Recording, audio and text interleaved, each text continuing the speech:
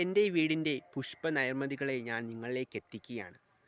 സർവ്വതും നഷ്ടപ്പെടുന്ന ഭൂമിയിൽ നിന്നും വൃക്ഷങ്ങളും മറ്റും എല്ലാം നഷ്ടപ്പെടുകയാണ് ഈ ഭൂമിയിൽ നിന്നും.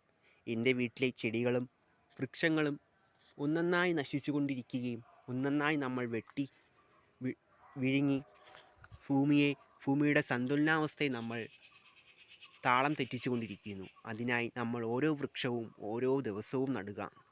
അതിനായി എന്നും നമ്മൾ ആ വൃക്ഷത്തെ താലോലിച്ച് വീട്ടിലെ അംഗത്തെപ്പോലെ നട്ട് വളർത്തി പരിപാലിച്ചു കൊള്ളുക. ഭൂമി ഒരു ഹരിതാഭ ശോഭയായി എന്നും നിൽക്കട്ടെ എന്ന് നമുക്ക് ആശിക്കാം. പ്രാണന് തുല്യം സ്നേഹിക്കുന്ന നമ്മുടെ മരങ്ങളെ നമ്മൾ എങ്ങനെയാണ് ഒരു ഭൂമിയിൽ നിന്നും വെട്ടി അകറ്റുക?